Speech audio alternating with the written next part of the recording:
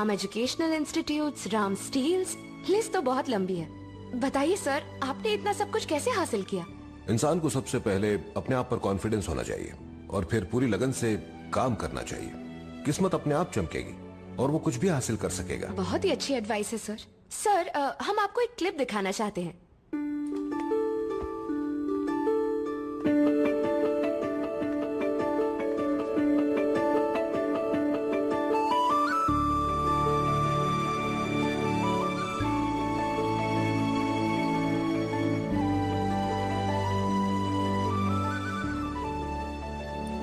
Fantastic sir, आप इतने busy रहते हैं फिर भी चींटियों को खाना देते हैं। हम आपकी जितनी भी तारीफ करें कम ही पड़ेगी सर। Thank you. सर, अपने बचपन के बारे में कुछ बताइए ना। मेरे पिताजी का बचपन में ही देहांत हो गया था। मेरी माँ ने और मैंने बहुत दुख देखे। फिर आपकी पढ़ाई लिखाई सर? मैं 10th स्टैंडर्ड तक सेंट पीटर्स कॉन्वेंट में पढ़ा हूँ और उसके बाद सेंट जोसेफ कॉलेज। फिर मुझे स्कॉलरशिप मिली और मैं पढ़ने के लिए बाहर चला गया। कॉन्वेंट स्कूल में पढ़े? फीस तो बहुत ज्यादा होगी ना? हाँ, तब मेरी माँ काम किया करती थी। आपकी माँ क्या काम करती थी सर? वो एक गारमेंट एक्सपोर्ट कंपनी में काम करती थी। तो ऐसा कहा जा सकता है कि आपकी कामयाबी में आपकी माँ का हाथ है। जी हाँ, बिल्कुल। हमारी सोसाइटी को इतना सक्सेसफुल बिजनेसमैन देने के लिए आपकी माँ का शुक्रिया अदा तो करना ही चाहिए। इस वक्त आपकी माँ कहाँ पर है सर? वो घर पर है। वो अभी मतलब घर पर नहीं है सर, इस वक्त वो स्टूडियो में है।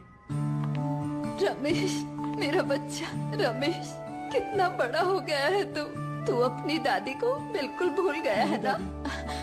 राम बेटा, उन्होंने मुझसे कहा कि तू यहाँ पर आने वाला है, इसलिए मैं आ गई। कैसा है ऋतु? मैडम, ये बिल्कुल ठीक है, आप प्लीज बैठ जाइए। आइए।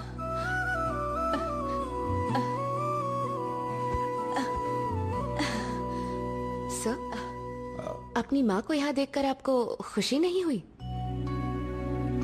आपको एक छोटी सी चींटी की जिंदगी की इतनी फिक्र है, पर जिस माँ ने आपको जन्म दिया, आपको पाला पोसा, उसे आपने वृद्ध आश्रम में भेज दिया, आपको आपकी माँ की फिक्र नहीं हुई? जब आप 1 साल के थे आपके पिताजी का देहांत हो गया था, और आप तो जानते हैं कि एक अकेली औरत का एक छोटे बच्चे को इस समाज में पालना कितना मुश्किल है। और याद है सर, आपने अभी अभी बताया था आप कहाँ पढ़े थे? Saint Peter's convent, Saint Joseph's college. तो सोचिए आपकी माँ ने कितनी मेहनत की होगी और कितनी कुर्बानियाँ दी होंगी ताकि आपको ऐसी एजुकेशन मिल सके।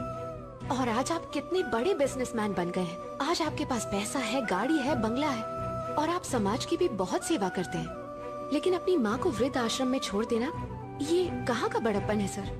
क्या आपको ये सही लगता है सर?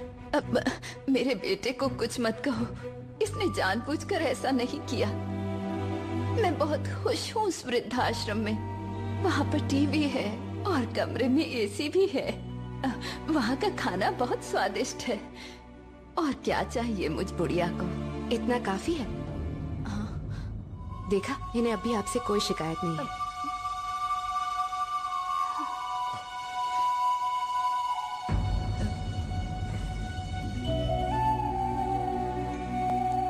देखा सर, माँ का प्यार कितना निस्वार्थ होता है। माँ का प्यार भगवान का आशीर्वाद होता है।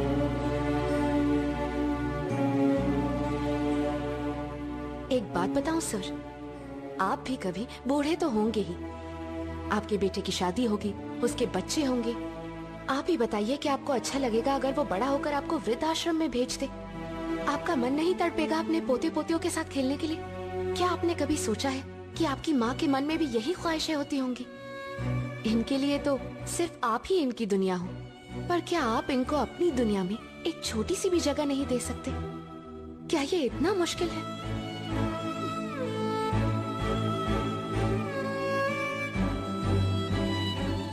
इंटरव्यू रोक दीजिए प्लीज।